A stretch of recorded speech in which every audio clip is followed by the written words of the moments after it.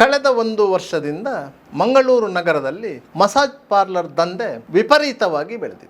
ಸುಮಾರು 40ಕ್ಕೂ ಹೆಚ್ಚು ಮಸಾಜ್ ಪಾರ್ಲರ್ಗಳು ಮಂಗಳೂರು ನಗರ ಕಮಿಷನರೇಟ್ ವ್ಯಾಪ್ತಿಯಲ್ಲಿ ಹುಲುಸಾಗಿ ವ್ಯವಹಾರ ನಡೆಸುತ್ತಿದ್ದವು. ಇಂತಹ ಮಸಾಜ್ ಪಾರ್ಲರ್ ದಂಧೆಗಳಿಗೆ ಪೊಲೀಸರ ಕೃಪಾಕಟಾಕ್ಷ ಇದೆ ಅಂತ ಒಂದು ಮಸಾಜ್ ಪಾರ್ಲರಿಗೆ ರಾಮಸೇನೆಯ ಕಾರ್ಯಕರ್ತರು ದಾಳಿ ನಡೆಸಿದ್ದ ಹಿನ್ನೆಲೆಯಲ್ಲಿ ಅದು ಮತ್ತೊಮ್ಮೆ ಬೆಳಕಿಗೆ ಬಂದಿದೆ.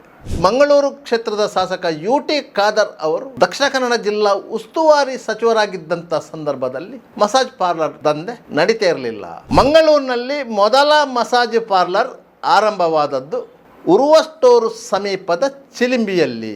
ಮಸಾಜ್ ಸೆಂಟರ್ನ ಮಾಲೀಕನನ್ನು ಅರೆಸ್ಟ್ ಮಾಡಿದ್ದು, ಅವರ ಮೇಲೆ ಕೇಸ್ ಹಾಕಿದ್ರು. ಯಾವುದು ವೇಶ್ಯಾವಾಟಿಕೆ ದಂಧೆ ನಡೆಸುತ್ತಿದ್ದಾರೆ ಅಂತ ಹೇಳಿ. ಮಸಾಜ್ ಸೆಂಟರ್ನ CC ಕ್ಯಾಮರಾದ ಫುಟೇಜ್ಗಳನ್ನು ಗಮನಿಸಿದಾಗ ಅದರಲ್ಲಿ ಕದ್ರಿ ಪೊಲೀಸ್ ಸ್ಟೇಷನ್ನ ಹೆಡ್ ಕಾನ್ಸ್ಟೇಬಲ್ ಒಬ್ಬರು ಮಂಚದ ಕೆಳಗೆ ಕಾಂಡೋಮ್ ಇಡುವುದು ಸ್ಪಷ್ಟವಾಗಿ ಗೋಚರಿಸುತ್ತಿತ್ತು. ಪೊಲೀಸರಿಗೆ ಇದರ ಮೇಲೆ ಕಾನೂನು ಕ್ರಮ ಕೈಗೊಳ್ಳಲು ಯಾವುದೇ ಕಾನೂನುಗಳು ಸದ್ಯಕ್ಕೆ ಲಭ್ಯವಿಲ್ಲ.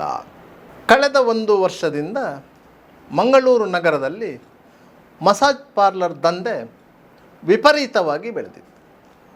ಸುಮಾರು 40ಕ್ಕೂ ಹೆಚ್ಚು ಮಸಾಜ್ ಪಾರ್ಲರ್ಗಳು ಮಂಗಳೂರು ನಗರ ಕಮಿಷನರೇಟ್ ವ್ಯಾಪ್ತಿಯಲ್ಲಿ ಹುಲುಸಾಗಿ ವ್ಯವಹಾರ ನಡೆಸುತ್ತಿದ್ದವು.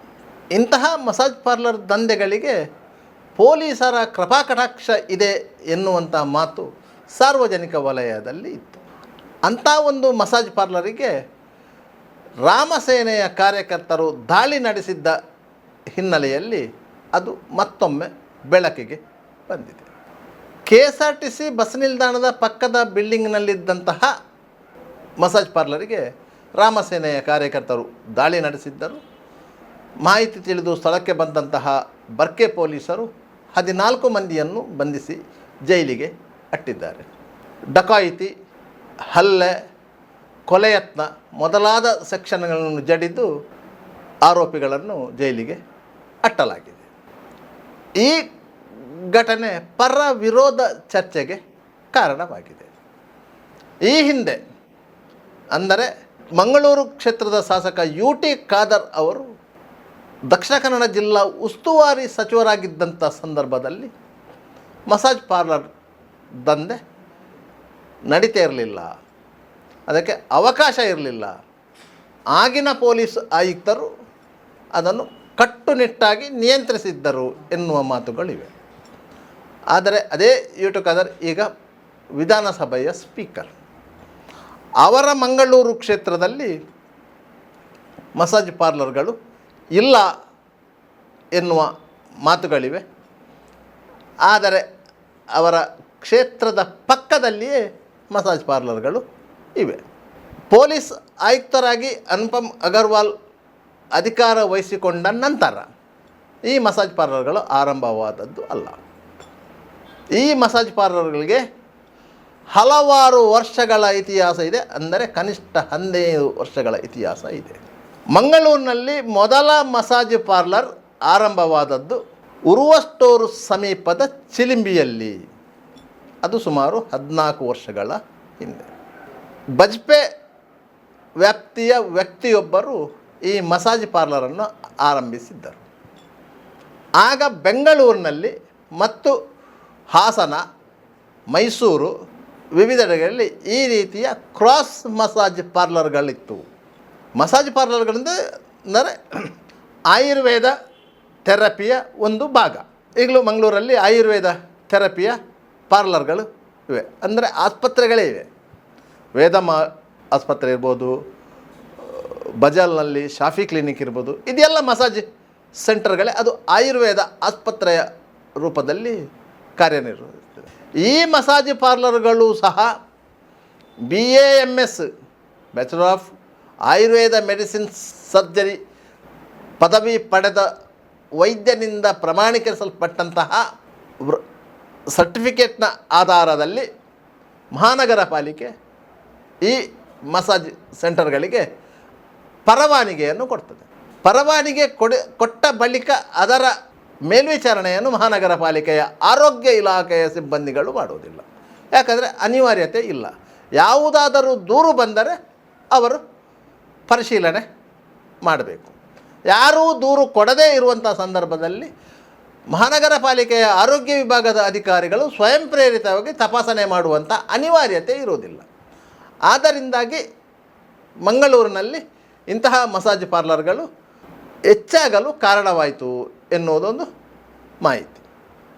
ಅದು ಸತ್ಯವೂ ಹೌದು. ಆದರೆ ಇತ್ತೀಚೆಗೆ ಒಂದು 6 ತಿಂಗಳಿನಿಂದ ಮಸಾಜ್ ಪಾರ್ಲರ್ಗಳ ಸಂಖ್ಯೆ ವಿಪರೀತವಾಗಿ ಏರ್ತಾ ತೊಡಗಿತು. ಯಾಕಂತ ಹೇಳಿದರೆ ಕೇರಳದಲ್ಲಿ ಮಸಾಜ್ ಪಾರ್ಲರ್ಗಳಿಗೆ ಕಟ್ಟುನಿಟ್ಟಿನ ನಿಯಮಗಳಿವೆ. ಅಲ್ಲಿ ಅದಕ್ಕೆ ನಿಯಂತ್ರಣಕ್ಕೆ ಒಂದು ಕಾನೂನಿದೆ. ಅಂತಹ ಕಾನೂನು ಕರ್ನಾಟಕದಲ್ಲಿ ಇಲ್ಲ. ಆದರೆ ಕೇರಳವನ್ನು ದಕ್ಷಿಣ ಕನ್ನಡ ಜಿಲ್ಲೆಯ ಗಡಿಯನ್ನು ಹೊಂದಿಕೊಂಡಿದೆ ಮತ್ತು ಕೇರಳಕ್ಕೆ ಇಲ್ಲಿಂದ ಕೇವಲ 20 ಕಿಲೋಮೀಟರ್ ಡಿಸ್ಟೆನ್ಸ್ ಇರುವುದು. ಆದ್ದರಿಂದ ಕೇರಳ ಮೂಲದ ಮಸಾಜ್ ಪ್ರಿಯರನ್ನು ಸೆಳೆಯಲಿಕ್ಕಾಗಿಯೇ ಮಂಗಳೂರಲ್ಲಿ ಮಸಾಜ್ ಸೆಂಟರ್ಗಳು ಅನಿಯಮಿತವಾಗಿ ಬೆಳೀತಾ ಬಂತು. ಪೊಲೀಸರಿಗೆ ಇದರಲ್ಲಿ ಪಾಲಿದೆಯಾ, ಪೊಲೀಸರಿಗೆ ಇದರಲ್ಲಿ ಮಂತ್ಲಿ ಇದೆಯಾ ಎನ್ನುವ ಪ್ರಶ್ನೆ ಮೂಡ್ತದೆ. ಪೊಲೀಸರು ಇಲ್ಲಿ ಹೋಗಿ ಚೆಕ್ ಮಾಡೋದ್ರಿಂದ ಪೊಲೀಸರಿಗೆ ಇದನ್ನು ಚೆಕ್ ಮಾಡಲಿಕ್ಕೆ ಯಾವ ಅಧಿಕಾರವೂ ಇಲ್ಲ. ಯಾಕಂತ ಹೇಳಿದರೆ ಇದು ಒಂದು ಶುದ್ಧ ಆಯುರ್ವೇದಿಕ್ ಥೆರಪಿಯ ಸೆಂಟರ್. ಅದನ್ನು ನಿಯಂತ್ರಿಸಲಿಕ್ಕೆ ಪೊಲೀಸ್ ಇಲಾಖೆ ಬಳಿ ಯಾವುದೇ ಕಾನೂನುಗಳಿಲ್ಲ. ಹಾಗಾದರೆ ಈ ಹಿಂದೆ ಮಸಾಜ್ ಸೆಂಟರ್ಗಳಿಗೆ ಪೊಲೀಸರು ದಾಳಿ ಮಾಡಿಲ್ವಾ? ಮಾಡಿದ್ದಾರೆ, ಕೇಸು ದಾಖಲಿಸಿಕೊಂಡಿದ್ದಾರೆ. ಆದರೆ ನ್ಯಾಯಾಲಯದಲ್ಲಿ ಯಾವ ಕೇಸು ನಿಲ್ಲಿಲ್ಲ. ಯಾಕಂತ ಹೇಳಿದರೆ ಅದಕ್ಕೆ ಚಾರ್ಜ್ ಶೀಟ್ ಹಾಕಲಿಕ್ಕೆ ಸಾಧ್ಯ ಆಗುವುದಿಲ್ಲ. ಯಾವುದೇ ಒಂದು ಅಂಗಡಿಯ ಒಳಕ್ಕೆ ಪೊಲೀಸರು ದಾಳಿ ನಡೆಸಬೇಕಾದರೆ ಸಬ್ ಡಿವಿಷನಲ್ ಮ್ಯಾಜಿಸ್ಟ್ರೇಟರ ಅನುಮತಿ ಬೇಕು, ಇಲ್ಲದ್ರೆ ನ್ಯಾಯಾಲಯದಿಂದ ಸರ್ಚ್ ವಾರಂಟ್ ಪಡಿಬೇಕು. ಅವರು ದಾಳಿ ನಡೆಸಿದ ಸಂದರ್ಭದಲ್ಲಿ ಅಲ್ಲಿ ಅನಪೇಕ್ಷಿತ ವಸ್ತುಗಳು, ಅನಪೇಕ್ಷಿತ ಘಟನೆಗಳು ನಡೆಯದೇ ಇದ್ದರೆ ಅವರು ಕೇಸು ದಾಖಲಿಸಿಕೊಳ್ಳಲು ಸಾಧ್ಯವಾಗುವುದಿಲ್ಲ. ಆ ಸಂದರ್ಭದಲ್ಲಿ ಆ ಅಂಗಡಿಯ ಮಾಲೀಕ ಪೊಲೀಸರ ಮೇಲೇ ಕೇಸು ದಾಖಲಿಸಿಕೊಳ್ಳುವಂಥ ಎಲ್ಲ ಅವಕಾಶಗಳು ಇರ್ತದೆ. ಈ ಹಿಂದೆ ಅತ್ತಾವರದ ಮಸಾಜ್ ಪಾರ್ಲರ್ ಒಂದಕ್ಕೆ ದಕ್ಷಿಣ ವಿಭಾಗದ ACP ಆಗಿದ್ದ ಶ್ರುತಿ ಅವರು ದಾಳಿ ನಡೆಸಿದ್ದರು. ಅದರ ಮಾಲೀಕರನ್ನು ಬಂಧಿಸಿದ್ದರು, ಜೈಲಿಗೆ ಕಳುಹಿಸಿದ್ದರು. ಆ ಸಂದರ್ಭದಲ್ಲಿ ಆ ಮಸಾಜ್ ಪಾರ್ಲರ್ನ ಮಾಲೀಕ ಶ್ರುತಿ ಅವರ ಮೇಲೆಯೇ ನ್ಯಾಯಾಲಯದಲ್ಲಿ ಕೇಸು ದಾಖಲಿಸಿದರೆ ಆ ಕೇಸು ಇವತ್ತಿಗೂ ನ್ಯಾಯಾಲಯದಲ್ಲಿ ವಿಚಾರಣೆಯ ಹಂತದಲ್ಲಿದೆ. ಒಂದಲ್ಲ ಒಂದು ದಿನ ಶ್ರುತಿಯವರು ಆ ಕೇಸಿಗೆ ಸಂಬಂಧಪಟ್ಟ ಹಾಗೆ ಆರೋಪಿ ಸ್ಥಾನದಲ್ಲಿ ನಿಂತು ವಿಚಾರಣೆಯನ್ನು ಎದುರಿಸಬೇಕಾಗುತ್ತೆ. ಆದ್ದರಿಂದ ಪೊಲೀಸ್ ಅಧಿಕಾರಿಗಳು ಇಂತಹ ಮಸಾಜ್ ಪಾರ್ಲರ್ಗಳ ಮೇಲೆ ನಿಗಾ ಇಡ್ತಾರೆಯೇ ಹೊರತು ದಾಳಿ ಮಾಡುವಂತಹ ದುಸ್ಸಾಹಸಕ್ಕೆ ಕೈ ಹಾಕುವುದಿಲ್ಲ. ಚಿಲಿಮಿಯಲ್ಲಿ ಆರಂಭಗೊಂಡಂತಹ ಈ ಮಸಾಜ್ ಪಾರ್ಲರ್ಗಳು ಅದರ ನಂತರ ಅಲ್ಲಲ್ಲಿ ಆರಂಭಗೊಳ್ಳಲಿಕ್ಕೆ ಆರಂಭವಾಯಿತು. ಆ ಸಂದರ್ಭದಲ್ಲಿ ಮಂಗಳೂರಿನ ನಂತೂರು ಸರ್ಕಲ್ನಿಂದ ಸ್ವಲ್ಪ ಕೆಳಗೆ ಪುತ್ತೂರಿನ ಸತೀಶ್ ಎಂಬವರು ಮಸಾಜ್ ಸೆಂಟರನ್ನು ನಡೆಸಿದರು. ಆ ವೇಳೆಗೆ ಕದ್ರಿ ಪೊಲೀಸ್ ಠಾಣೆಯಲ್ಲಿ ಇನ್ಸ್ಪೆಕ್ಟರ್ ಆಗಿದ್ದವರು ಸಿ ಕಿರಣ್ ಅಂತ ಹೇಳಿ, ಅವರಿಗೆ ಈ ಮಸಾಜ್ ಪಾರ್ಲರ್ನ ಮಾಹಿತಿ ಬಂತು. ಆ ಠಾಣೆಯ SBPC ಒಬ್ಬರು ಮಸಾಜ್ ಸೆಂಟರ್ಗೆ ಹೋಗಿ ಪರಿಶೀಲನೆಗೆ ಮುಂದಾಗಿದ್ದರು. ಆ ಸಂದರ್ಭದಲ್ಲಿ ಸೆಂಟರ್ನ ಮಾಲೀಕ, ನಮ್ಮಲ್ಲಿ ಯಾವುದೇ ರೀತಿಯ ಅನೈತಿಕ ಚಟುವಟಿಕೆ ನಡೀತಿಲ್ಲ, ಕ್ರಾಸ್ ಮಸಾಜ್ ಮಾಡ್ತೇವೆ, ಅಂದರೆ ಗಂಡಸರಿಗೆ ಹೆಂಗಸರು ಮಸಾಜ್ ಮಾಡೋದು ಮಾಡ್ತೇವೆ, ಇಲ್ಲಿ ಬೇರೆ ಯಾವುದೇ ಅನೈತಿಕ ಚಟುವಟಿಕೆ ನಡೆಯುವುದಿಲ್ಲ ಅಂತ ಹೇಳಿದರು. ಆಗ SBPC ಅವರು ಹೇಳಿದರು, ನೀವು ಬಂದು ಇನ್ಸ್ಪೆಕ್ಟ್ರೊಂದಿಗೆ ಮಾತನಾಡಬೇಕು ಅಂತೇಳಿ. ಹಾಗೆ ಸತೀಶ್ ಅವರು ಬಂದು ಇನ್ಸ್ಪೆಕ್ಟ್ರೊಂದಿಗೆ ಮಾತನಾಡಿದರು. ಇನ್ಸ್ಪೆಕ್ಟ್ರು ಏನೋ ಡಿಮ್ಯಾಂಡ್ ಇಟ್ಟರು ಅಂತ ಆಯಿತು. ಅದಕ್ಕೆ ಅವರು ಒಡಂಬಡಲಿಲ್ಲ, ಅವರು ವಾಪಸ್ ಹೋದರು. ತದನಂತರ ಇನ್ಸ್ಪೆಕ್ಟ್ರು ಮತ್ತು ಸಿಬ್ಬಂದಿಯವರು ಹೋಗಿ ಆ ಮಸಾಜ್ ಪಾರ್ಲರಿಗೆ ದಾಳಿ ಮಾಡಿದರು. ಅಲ್ಲಿದ್ದ 3 ಹೆಣ್ಮಕ್ಕಳನ್ನು ಅರೆಸ್ಟ್ ಮಾಡಿದರು. ಮಸಾಜ್ ಸೆಂಟರ್ನ ಮಾಲೀಕನನ್ನು ಅರೆಸ್ಟ್ ಮಾಡಿದ್ದು, ಅವರ ಮೇಲೆ ಕೇಸ್ ಹಾಕಿದರು. ಯಾವುದು ವೇಶ್ಯಾವಾಟಿಕೆ ದಂಧೆ ನಡೆಸ್ತಿದ್ದಾರೆ ಅಂತ ಹೇಳಿ. ಈ ಬಗ್ಗೆ ನ್ಯಾಯಾಲಯದಲ್ಲಿ ಅವರು ಬಡಿದಾಡಿದರು, ಜಾಮೀನಾಯಿತು. ಅವರು ಮಸಾಜ್ ಸೆಂಟರ್ನ CC ಕ್ಯಾಮರಾದ ಫುಟೇಜ್ಗಳನ್ನು ಗಮನಿಸಿದಾಗ ಅದರಲ್ಲಿ ಕದ್ರಿ ಪೊಲೀಸ್ ಸ್ಟೇಷನ್ನ ಹೆಡ್ ಕಾನ್ಸ್ಟೇಬಲ್ ಒಬ್ಬರು ಮಂಚದ ಕೆಳಗೆ ಕಾಂಡೋಮ್ ಇಡುವುದು ಸ್ಪಷ್ಟವಾಗಿ ಗೋಚರಿಸ್ತಿತ್ತು. ಯಾಕಂತ ಹೇಳಿದರೆ ಕಾಂಡೋಮ್ ಅಲ್ಲಿ ಸಿಗದೇ ಇದ್ದರೆ ಅಲ್ಲಿ ವೇಶ್ಯಾವಾಟಿಕೆ ದಂಧೆ ನಡೀತಿದೆ ಎನ್ನುವುದಕ್ಕೆ ಸಾಕ್ಷ್ಯಗಳನ್ನು ಕೊಡಲಿಕ್ಕೆ ಸಾಧ್ಯ ಆಗೋದಿಲ್ಲ. ಅದಕ್ಕೆ ಪೊಲೀಸರೇ ಕಾಂಡೋಮನ್ನು ತೆಗೆದುಕೊಂಡು ಹೋಗಿ ಅಲ್ಲಿನ ಟೇಬಲ್ನ ಕೆಳಗೆ ಇಟ್ಟಿದ್ದರು. ಅದು ಸಿ ಸಿ ಕ್ಯಾಮರಾದಲ್ಲಿ ದಾಖಲಾಗಿತ್ತು. ಪೊಲೀಸರಿಗೆ ಸಿ ಸಿ ಕ್ಯಾಮರಾದ ಡಿ ವಿ ಆರನ್ನು ತೆಗಿಲಿಕ್ಕೆ ತಲೆ ಓಡಿರಲಿಲ್ಲ. ಇದನ್ನೇ ಆಧಾರವಾಗಿಟ್ಟುಕೊಂಡು ಸತೀಶ್ ಅವರು ದೂರು ನೀಡಿದರು. ಆಗಿನ ಮಂಗಳೂರು ಆಯುಕ್ತ ಸೀಮಂತ್ ಕುಮಾರ್ ಸಿಂಗ್ ಅವರು ಕದ್ರಿ ಠಾಣೆಯ ಇನ್ಸ್ಪೆಕ್ಟರ್ ಸಿ ಕಿರಣ್ ಅವರನ್ನು ಅಮಾನತುಗೊಳಿಸಿದರು. ಇದು ಪೊಲೀಸರ ಸಮಸ್ಯೆ. ಒಂದು ಕೇಸು ಮಾಡಬೇಕು ಅಂತ ಇಂಟ್ರೆಸ್ಟ್ ಇದೆ, ಕೇಸು ಮಾಡಲಿಕ್ಕೆ ಸರಿಯಾದ ಸಾಕ್ಷ್ಯಗಳು ಸಿಕ್ಕುವುದಿಲ್ಲ. ಸಾಕ್ಷ್ಯಗಳು ಸಿಗಬೇಕು ಅಂತಂದರೆ ಸಾಕ್ಷ್ಯವನ್ನು ಕ್ರಿಯೇಟ್ ಮಾಡಬೇಕು. ಅದು ಕ್ರಿಯೇಟ್ ಮಾಡಿದ್ದು ಏನಾದರೂ ಗೊತ್ತಾದರೆ ಪೊಲೀಸ್ ಇನ್ಸ್ಪೆಕ್ಟರ್ ಕುತ್ತಿಗೆಗೆ ಬರುತ್ತದೆ ಅನ್ನೋದಕ್ಕೆ ಇದೊಂದು ಉದಾಹರಣೆ. ತದನಂತರದ ಬೆಳವಣಿಗೆಯಲ್ಲಿ ಅಲ್ಲಲ್ಲಿ ಮಸಾಜ್ ಸೆಂಟರ್ಗಳು ಆರಂಭವಾಯಿತು. ಆ ಸಂದರ್ಭದಲ್ಲಿ ಕೆಲವೊಂದು ಮಸಾಜ್ ಸೆಂಟರ್ಗಳು ಹಿಂದಿನಿಂದ ನಡ್ಕೊಂಡು ಬಂದದ್ದು ಕೆಲವೊಂದು ನಿಯಮಗಳನ್ನು ಪಾಲಿಸಿಕೊಂಡು ಬರ್ತಿದ್ದಾರೆ.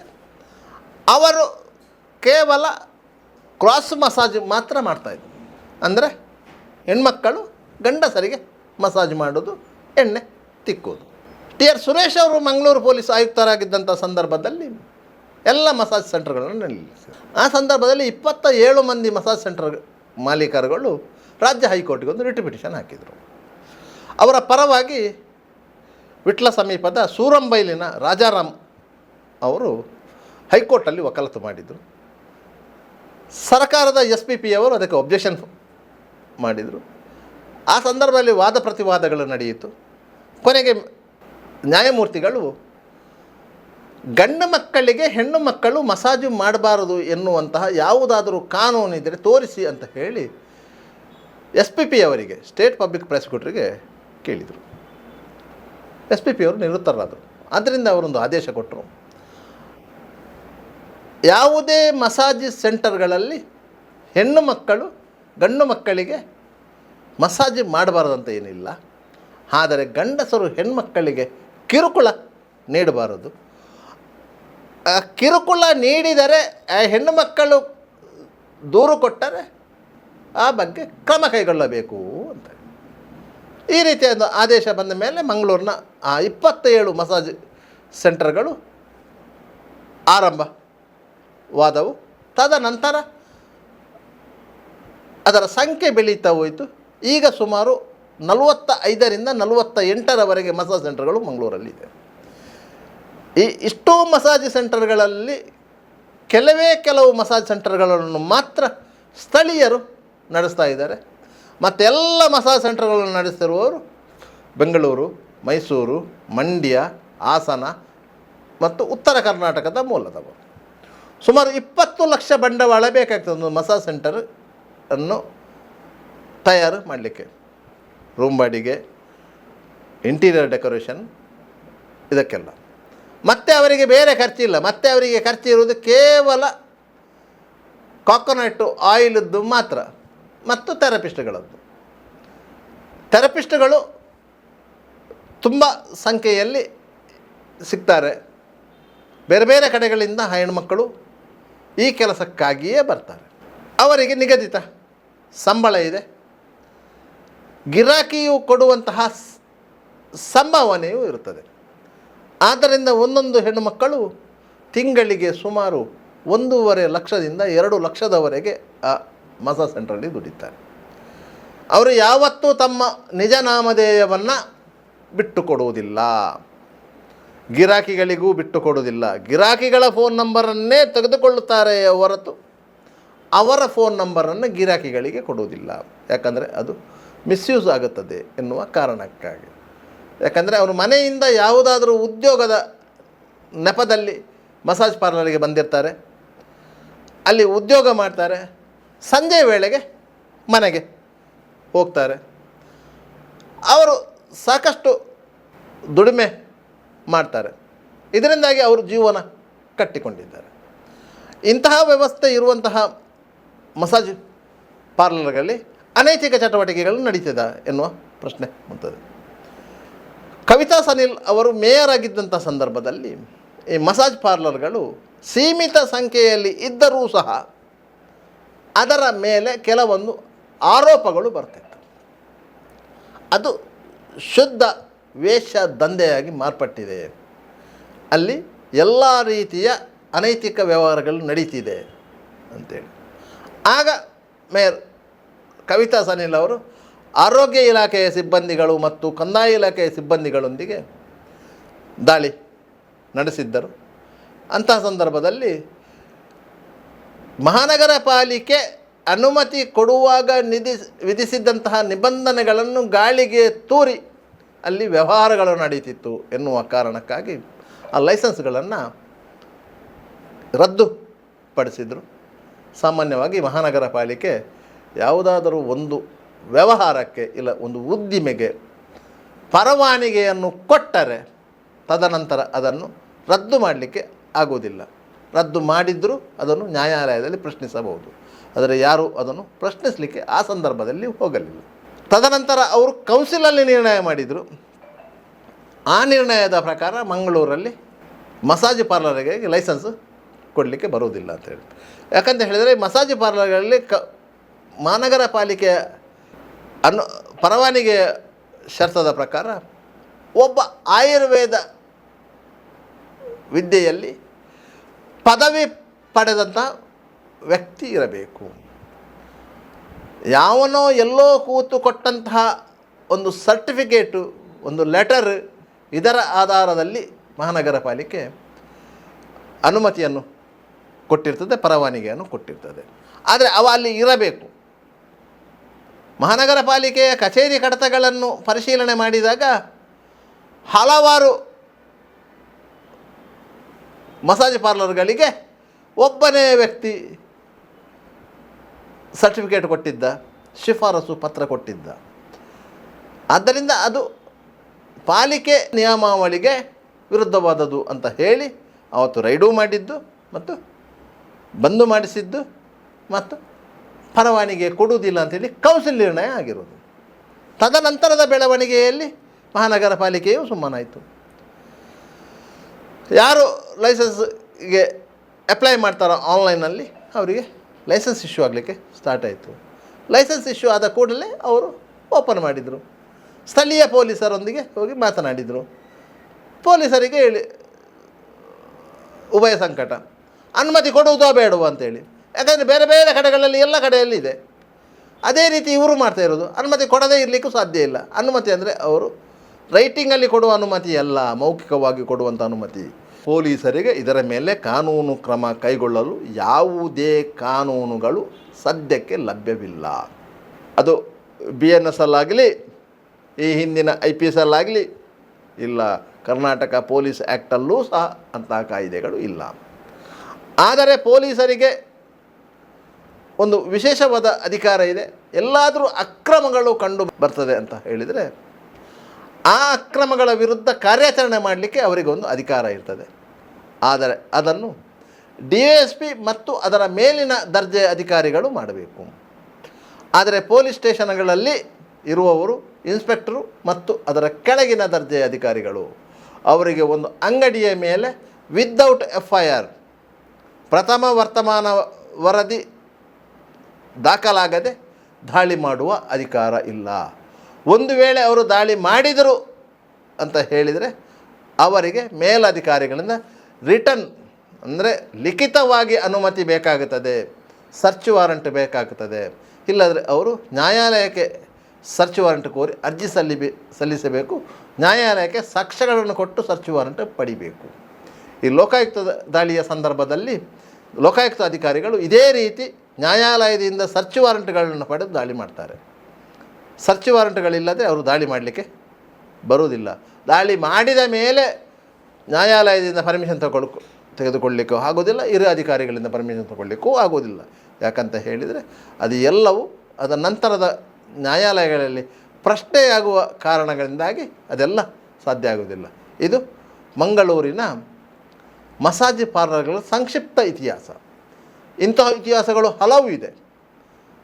ಆದರೆ ಈ ರೀತಿಯ ದಂಧೆ ಇದೀಗ ವ್ಯಾಪಕವಾಗಿ ಪ್ರಚಾರಕ್ಕೆ ಈಡಾಗಿದೆ. ಅದು ಯಾಕಂತ ಹೇಳಿದರೆ ರಾಮಸೇನೆಯ ಹುಡುಗರು ದಾಳಿ ಮಾಡಿದ್ದಾರೆ.